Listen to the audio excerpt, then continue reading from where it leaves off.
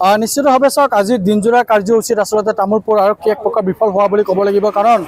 সমগ্ৰ ৰাজ্যত আজি প্ৰায় 19টাকৈ স্থানত নিষিদ্ধ ঘোষিত আলফা চাৰিদিনে তেওঁলোকে কুটাঘাতমূলকভাৱে তেওঁলোকে বিভিন্ন স্থানত বোমা স্থাপন কৰাৰ খবৰ যি লাভ কৰা হৈছিল আৰু তাৰপিছত তামোলপুৰতো তেনে খবৰ আছিল যে তামোলপুৰৰ যি গুৰেশ্বৰ চক সেই স্থানতো বোমা স্থাপন কৰা হৈছে কিন্তু আজি দিনজোৰাভাৱে ইয়াতে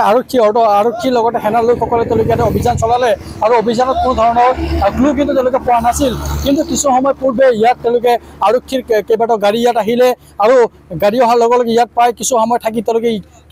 ইয়াৰ পৰা কোনো এটা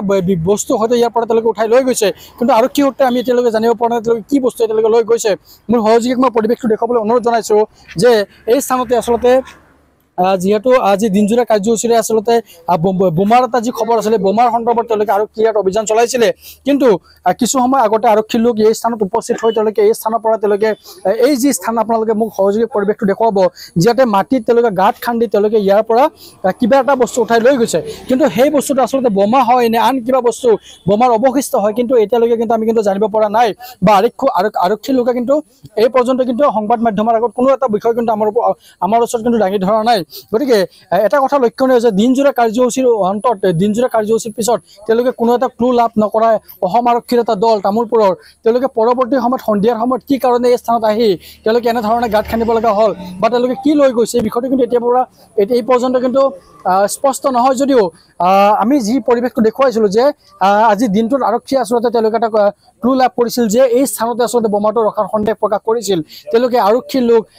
সেনা বাহিনীৰ লোকে তেওঁলোকে যৌথভাৱে ইয়াতে তেওঁলোকে দিনজোৰা কাৰ্যসূচীৰে আজি অভিযান চলালে ওচৰৰ পাজৰৰ যিসমূহ স্থান আছে এইসমূহ স্থানত তেওঁলোকে অভিযান চলালে কিন্তু কোনো এটা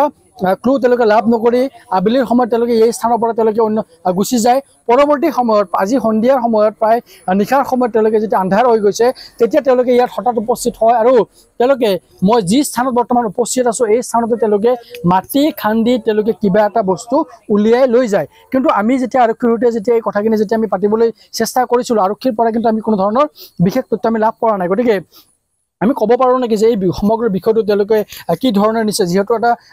অতি স্পৰ্শকাতৰ বিষয়টো যিহেতু অতি স্পৰ্শকাতৰ আমি সম্পূৰ্ণভাৱে এতিয়ালৈকে ক'ব নোৱাৰোঁ কাৰণ আলফা চাৰিদিনে আজি যি ধৰণে দাবী কৰিছিল যে 19টাকৈ স্থানত প্ৰায় বোমা তেওঁলোকে স্থাপন কৰিছে আৰু তাৰ ভিতৰত কেইবাটাও স্থানত তেওঁলোকে বোমাসমূহ ইতিমধ্যে আৰক্ষীলৈকে উদ্ধাৰ কৰিছিল কিন্তু তামোলপুৰত তেনেধৰণৰ কোনো ধৰণৰ বোমা আজি দিনৰ আবেলিলৈকে কিন্তু উদ্ধাৰ কৰা নাছিল কিন্তু পৰৱৰ্তী সময়ত আজি সন্ধিয়াৰ ভাগত তেওঁলোকে ইয়াতে উপস্থিত হৈ তেওঁলোকে বোমা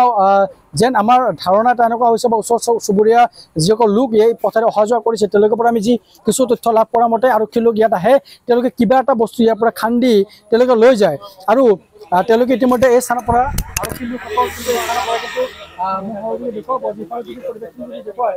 যে ইয়াতে আন কিছু লোক আছে তেওঁলোকে যদি পৰিৱেশখিনি যদি চায় তেতিয়াহ'লে গম পাব যে বৰ্তমান কিন্তু এই স্থানটো কিন্তু জনশূন্য হৈ আছে ইয়াত বৰ্তমান কোনো লোক নাই কিন্তু দিনৰ সময়ত এই খবৰ লাভ কৰাৰ পিছত কিন্তু বহু লোকে কিন্তু এই স্থানত কিন্তু তেওঁলোকে উপস্থিত হৈছিলে বিষয়টো বোমা আছিলে নে আন কি আছিল তেওঁলোকে চাবৰ বাবে বহু লোক ইয়াত উপস্থিত হৈছিলে কিন্তু কোনো তথ্য লাভ নকৰা অসম আৰক্ষীয়ে পৰৱৰ্তী সময়ত ইয়াত সন্ধিয়াৰ ভাগত আহি তেওঁলোকে ইয়াৰ পৰা কিবা এটা বস্তু উলিয়াই লৈ যায় বুলি ইতিমধ্যে জানিব পৰা গৈছে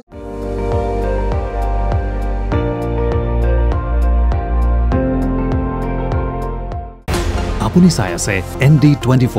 সৰ্বশ্ৰেষ্ঠ নহয় সৰ্বোত্তমৰ দৌৰ